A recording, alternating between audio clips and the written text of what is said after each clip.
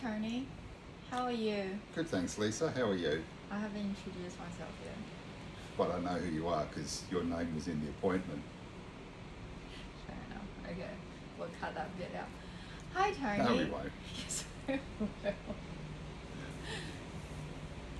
Hi, Tony. Where am I? Hi, Lisa. Hi, Tony. How Hi, are you? Good, thank you, Lisa. How are you? Yeah, I'm good, thank you. It's nice to meet you. So, did you find the place okay? I did, yeah. I work just around the corner, so I've often walked past this place, Oh, excellent. but I've excellent. never been in. Okay, so you're quite familiar with Indigo's community service and health hub? I know where it is, but I've never really understood what you do and how you do it here. So Okay, yeah, that's all right. That's okay.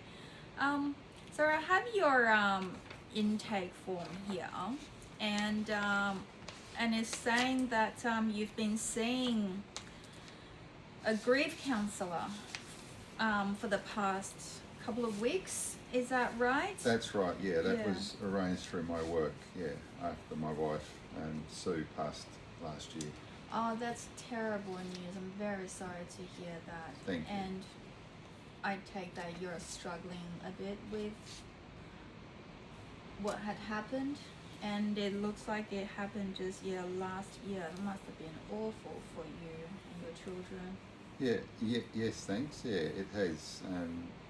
It's been hard. I've just been overwhelmed. I think. Yeah. That's kind of why the counsellor suggested I come and talk to you.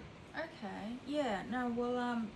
We'll definitely try and help you and see if we could unpack some of the emotions and feelings. So before I get started, Tony, I just have a couple of legal requirements that I need to tell you. So here at Indigo Community Services and Health Hub, we have a privacy statement, and where it'll tell you how the type of data we collect and how we store them and how we use the data that we collected, for example, with your intake form and interview forms and so on. And of course, there's like a data disclosure section, which really just talks about the confidentiality clause. Whilst your information and everything you've shared in this session is completely confidential, no one has access to it except for yourself. But there are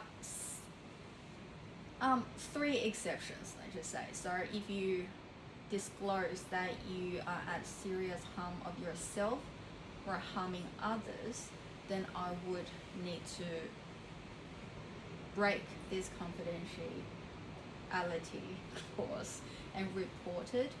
And the third instance is when it's required by law. So I'll give you this privacy statement, have a look and see if you are happy with it, understand it, if you have any questions.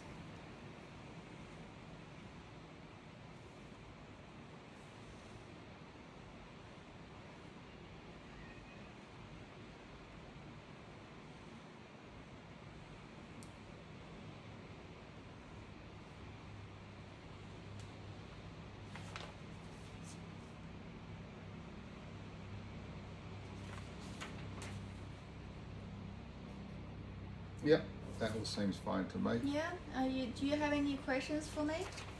No. No? Okay. I'll just leave it here. And I also have this intake consent form. And again, it just sort of like for you to consent to the fact that I have explained to you about our privacy and confidentiality policy. And then we also have like a file management policy and file access procedure, which again is similar to how we store data, how we use the data, and who can access the data, and of course your rights and things. So I'll just leave it on the table here for you, and then maybe at the end of the session, before you sign anything, I'm happy to answer any questions, and this is again just to go on your file. Okay? Okay. All right. Now we got that out of the way, so let's begin. So tell me about your wife. So she passed away last year. Do you want to tell me a little bit more on that? Like, what happened? How's the impact? I presume it wasn't an expected death. No. She died from breast cancer. Oh, I'm sorry. So yeah, we knew once they diagnosed it that it couldn't be treated. It was caught a bit late, and so so she passed quite quickly. And yeah, it's been hard because we were together since school. Yeah. She's the only sort of person I've really sort of known in my adult life. I'm here. It was just the two of us. We migrated together. We were only children. Our parents are both dead on both sides, so we were alone over here, except for our two wonderful children. Yeah. And yeah, without her, I kind of, I miss her, and I miss the fact that she organised everything. Everything that we did, all the running of the house, the looking after the kids, everything, the bills, it was all down to her. So I'm kind of been struggling with a lot of things. Feeling a bit lost. Yeah, lost. That's a Yeah. very good way to describe it. Right, and it's like she was your support person. Yeah. And somebody that you could lean on, and now to have that suddenly taken away from you. That's right, and I didn't have to do much leaning because she was the person that did everything. Yeah. So now I've got to do everything, and I've got no one to lean on. Yeah. Okay. Yeah, that must be very difficult for you. And you mentioned you have two children, Sarah and Peter. That's is right. it? Yeah. Tell me a bit more about them. How are they coping with this? Well, they're both dealing with it. They had some help from school to sort of get through it, and the school have been very good. I think. Sarah's sort of taken on, and she's sort of learning to sort of look after her brother as well. So she helps him get up in the morning and helps him with his homework. Yeah. Which is a wonderful thing, but I do worry that that's sort of asking too much of her, and she's going to miss out on her childhood if she becomes sort of a carer for her little brother. Worry they she'll grow up too fast? I think, yeah. Yeah, And they're both definitely. they're both at the same school at the moment, but if they end up in different high schools, then that's an added complexity and maybe more burden for her. Yeah, okay. Sounds like that's another, like a major worry for you. Yeah. Yeah, okay. So I probably should have started with this. Like when you were seeing your grief counsellor at work, I understand was just 2 sessions, once a week. Mm-hmm. Yeah. How was that for you?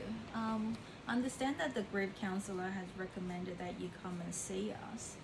In terms of unpacking the feelings and talking about the grief of what happened, do you want to tell me a little bit more about that? Like where you're at the moment, how everything is? I can see that you've been drinking quite a lot as well since her death. Yeah, I have. Look, the counselling was helpful because I'm not good at expressing sort of how I was feeling, and that was good. But it was organised through work, which is a good thing for work. But and they, like you, took me through the kind of privacy and confidentiality. But I have to say, even with that, and here today, I'm just nervous that I get marked down as someone with sort of psychological problems, and I end up losing the kids, and they're all I've got left, and I'm all they've got left. So I'm a bit apprehensive about meeting with a counsellor. I see the benefits of it, and I have Yeah. found it helpful. But yeah, I do just worry that that could be it. And if I lose the kids or they lose me, then they'll have nothing. Yeah, that's a major thing weighing heavily on your mind, and yeah, it's never good when you just experience a loss of an important family member, and then having the stress and the uncertainty, and of thinking that your job, your home, your children could all be taken away from you. So okay, maybe we could try and see if we could unpack a little bit more in this session. Yeah, how does that sound? Yeah, that sounds good. Yeah, that sounds okay. good. A way to sort of talk through it, and I suppose I know it's a bit irrational, but it is. I feel like from a childhood sweetheart and a wonderful family, it could all be taken away, and we'll lose everything. Yeah, and of course we don't want that. No. Okay. Well, just since you mentioned that you're drinking like quite a lot on a daily basis, so before I dive into that, just wanted to understand, do you have any like medical history that I should be aware of? No, No? never anything. In No? fact, that was sort of another reason why it was challenging with Sue. Like that was, both all of our families and ourselves. Like that was the first major medical moment that we'd ever had. So we were quite unprepared for it in some ways. Yeah. Or maybe we were up until a point that was a good thing. But yeah, that was our first major medical health issue. Okay. Yeah, that must have been terrible to not have any family history on both sides of the family, to then suddenly get hit with that terrible news. Yeah, I can totally understand why you feel almost like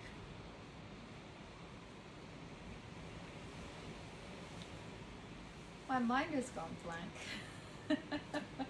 That's how I felt. Lost for words. That's you're very good. Why, thank you. Okay, so while we're on the medical history thing, just want to understand. So aside from drinking, are you like taking any drugs or smoking, like tobacco, marijuana, anything of the sort, just to help yourself get through the day or No, keep me up? No? I haven't. I don't smoke. I've never smoked, and I'm on no medication. The grief counsellor suggested maybe I see the GP about something to help me sleep. Yeah. But that's where the alcohol has sort of taken that place. But I think I know myself I shouldn't be drinking as much as I am, and maybe that's something I need to think about. Yeah, okay. Perhaps maybe this is something that we can explore later. So drug and alcohol is actually outside my scope of work, but we do have an amazing counsellor who specialises in drug and alcohol, and perhaps I could refer you to her, and maybe she can help you, but I'll explain a little bit more on that later. If you're okay with that suggestion? Yeah, look, I would be, and I think, again, I know I need help there. It just makes me really anxious to think that it's another person I'm seeing for drug and alcohol, another counsellor, and just another potential reason someone might separate me from my children. Yeah, yeah. Well, how you're feeling is very valid, and that there, I can understand the stigma around seeing Mm. someone around drugs and alcohol, and it's just not a good thing in the society's, I suppose, judgment. But yeah, so it won't happen. Everything's completely confidential, and what this counselor would do is to help you to see what it is that we can do to decrease the amount, to help you to get back on your feet, and and start living the life that you used to live before, and coping with all the things that's currently happening. So yeah, what it's not going to result in you losing like your children just because you're seeing a drug and alcohol counselor. She's there to guide you and to help you. Okay, well, just from the questions that I've been asking, it sounds to me like there's a lot of anxiety and stress around the potential, the possibility of losing things, like whether it's home or job or children. You just almost like trying to do everything you could to avoid that, to stop that from happening.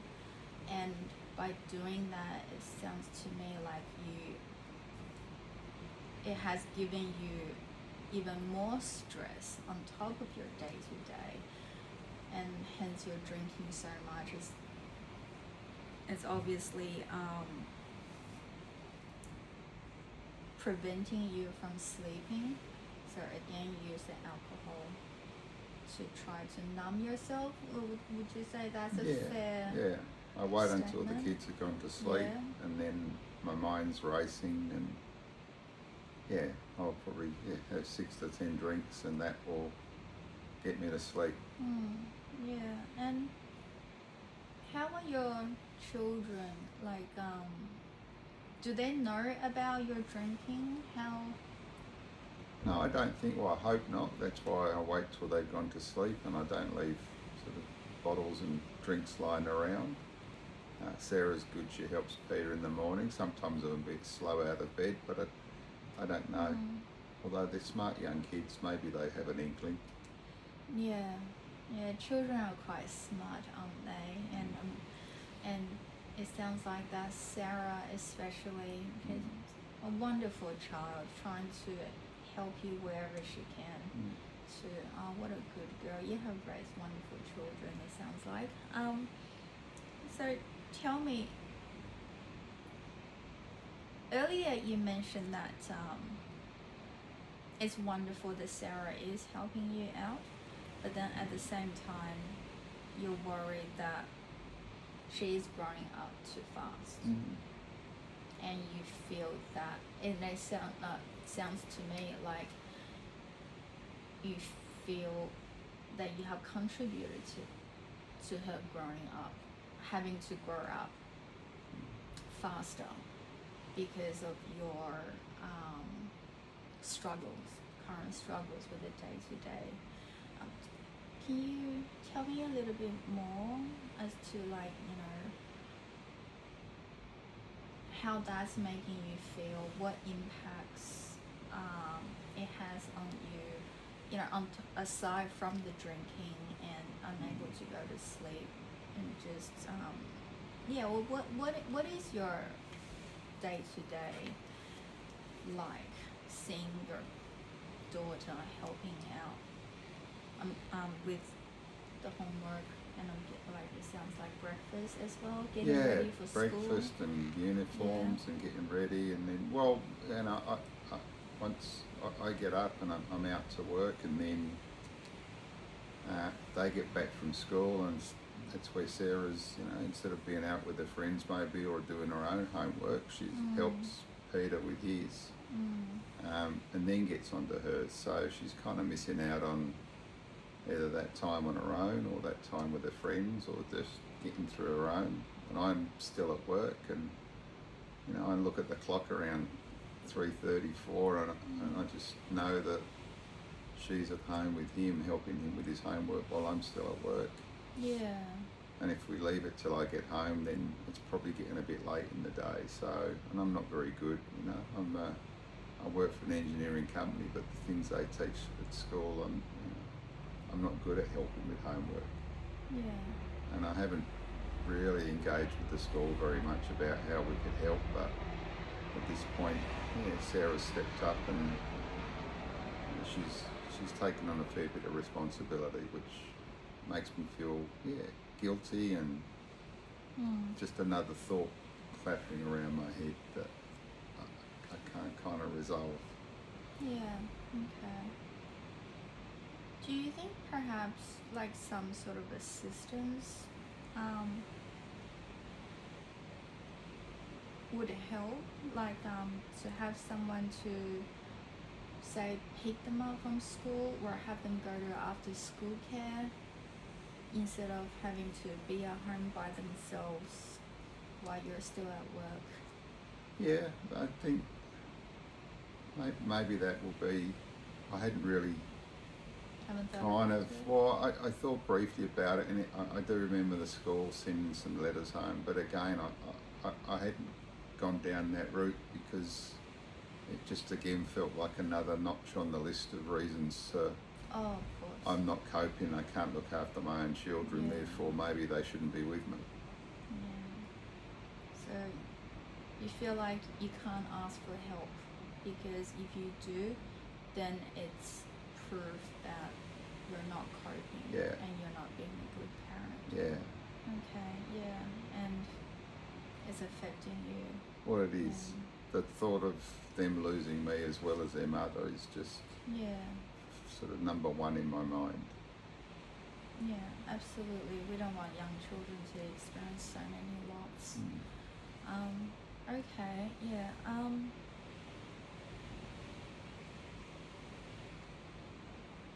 Well, from where I sit, from what I can see,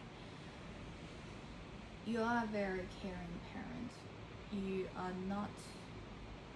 I don't see that there's any risk of having your children taken away. Like you are caring for them, just not perhaps to the level that Sue used to do. Would that observation be fair? Yeah, I think so. She kind of knew what was going on at school and how to plug into that and what help they needed, and I feel I'm very reactive to what's going on rather than like planning and preempting and okay. Yeah. Well, she organised everything. She made it seem quite effortless, but now I don't know. I just sort of go from day to day. And what about like bills? How are you going with that? Are you financially, are you coping or? Look, financially, yes. As long as I've got my job, I can afford to pay the bills. Yeah. I've missed quite a few and got a lot of reminders. I haven't got that very worked out, but yeah, I probably just that's sort of part of the disorganisation. Yeah. I'd hate to think if I lost my job, what would happen. And we're taking time off, and my boss has been really good, but I know that it's not great to be absent from work, and I could always lose my job. Yeah. Like I lost my wife. I never expected that, and you'd never dream that, but you could dream anything and lose it. Yeah, it's very scary, isn't it? To have one day one thing and then the very next day something completely different. Yeah, the unexpected events that just surprise us in life. yes, it's very heavy for you. And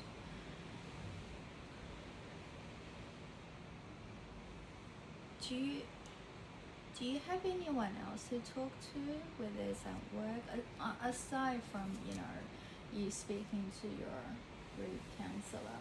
I'm just thinking, when you're at home, say you're feeling sad and missing your wife and seeing the children, seeing how they're forced to grow up, like when you're by yourself, do you have anyone that you trust, or someone that you're comfortable enough to kind of voice all your worries and stress? And No, not really. no, No. not at all. No, Okay. there's no one. I don't have that many friends. We didn't sort of have a big social group. I'll talk with the counsellor or with my boss Nick, or and talk to the kids a little, but I will never open up. Yeah. And again, I just don't want anyone to think I'm not coping, Yeah. because Yeah. that I feel is an admission, and before I know it, all this is out in the open, and Yeah. I'm the my fears come true. Yeah. Okay. Yeah, we don't want that, do we? No. Okay. It sounds to me like you're feeling quite lonely. That you're forced to put a front to people to show that you're taking things well, things are you're going about your day-to-days as usual, but really sounds to me like deep down inside that you are really fighting, and there's this conflict of needing the help, wanting the help, but worried and scared of asking for help. Yeah. Yeah. Okay. Yeah. As I mentioned earlier, it's a very heavy load on your shoulder, and then having to, it would have had quite an impact on you emotionally and mentally. Yeah. Speaking of, like, do you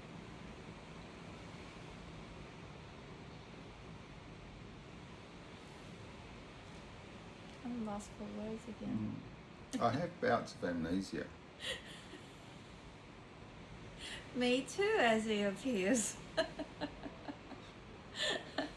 I take it that because you said there's no medical history for both your family or Sarah's, I presume that includes mental health?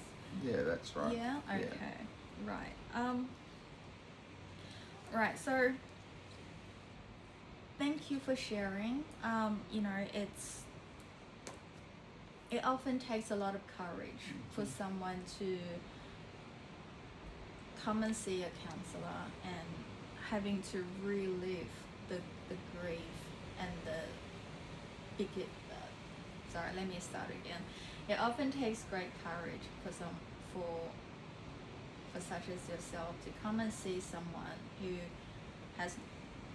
you haven't spoken to before, and you have to relive the memories of losing your wife and the struggles that you are dealing with on a day-to-day basis. So I'm very glad that you came and you have decided to share. And so earlier I said we'll talk about a couple of potential referrals for you to help you to cope your day-to-days, and one of it is drug and alcohol. So understand that in terms of paperwork that you're not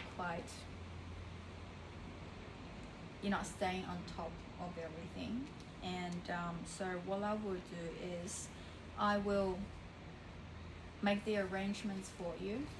So we have a referral form which I will help you to fill out. As you can see, it's here, and you know, it'll have like your generic contact details, address, next of kin, and stuff like that. And I think I mentioned earlier that this counselor is by no means is a judgment, and you are not at risk of losing anything. This service is purely for you to go see her and see what steps that she can help you together to take to minimize the drinking. Is I can hear from what you said earlier that it's not desirable that you are drinking every day, but you feel that with you just at loss of what other things you could do if you don't drink. Yeah. So she will be able to navigate that with you. And I suppose in terms of like the details that I may need is your preference for timing. So would you say like a weekday during the week, weekday during lunchtime, because you said you work just around the corner? That would be good, because I don't want to take more time off of work for this. Of course. So yeah, during the day. During the day, or I'll see.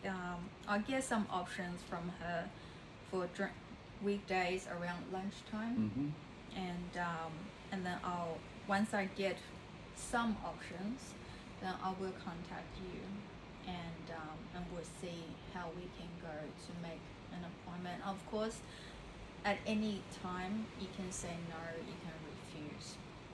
But just for now, I'll do the paperwork for you, so it's one less thing for you to worry about.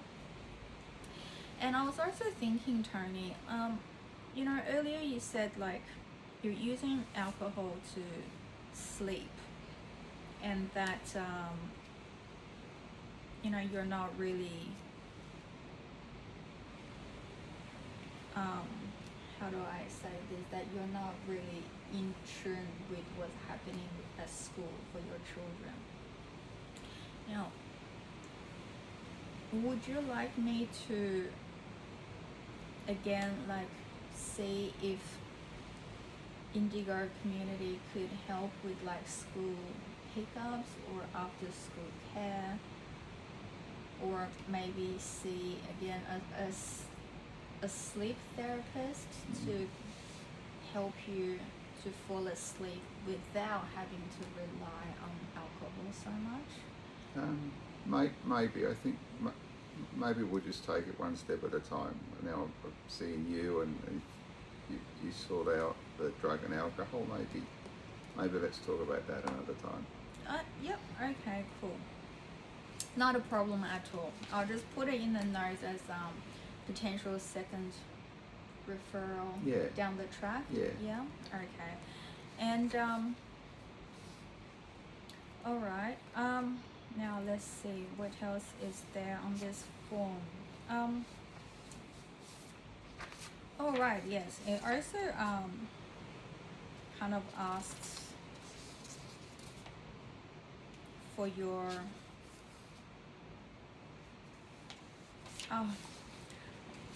look, I don't really like to use the words like goals, but just in terms of like, you know, short-term directions. Like, would it be fair if I say that you would like to decrease the amount of alcohol, be more of alcohol intake, I should say, and perhaps be more involved with the school on what's going on. Yeah, that'll be a fair thing to look forward to. Okay, alright, yeah, alright, cool.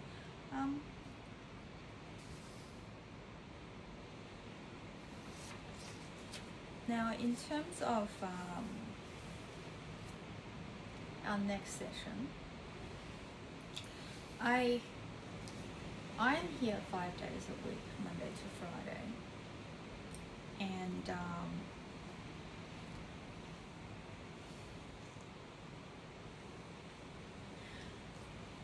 I'm here 5 days a week, Monday to Friday, and just in terms of your next appointment, how frequent would you like to come and see me? Weekly, fortnightly? What will Maybe fortnightly. Fortnightly? If I'm seeing the drug and alcohol as well, then maybe that's going to be the same. So that's me seeing someone every week, which is quite a lot. Yeah, and you also want to not having to relive the feelings, and yeah, no, that's completely understandable. So we'll make it fortnightly, and again, lunchtime. That'll be good. Yeah. Get into a routine. Wednesdays. Wednesdays is good. Yeah. Okay. Excellent. I'll just pop that down.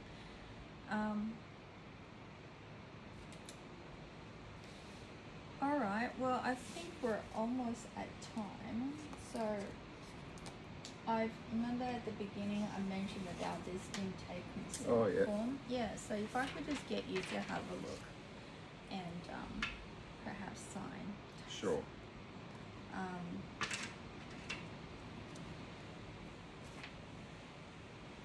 And ask me any questions if you have. I don't have any questions. Yep, I'm okay to sign that. Okay. Well, again, thank you so much, Tony, for coming. And I look forward to seeing you in 2 weeks. And of course, I will reach out once I get some availability of the drug and alcohol specialist counselor. Okay. Thank you. Yeah. So, do you have any plans for self-care after this? No, I'm going to go back to work and just that'll keep me busy, and I enjoy what I do, so that's what I'll do after this.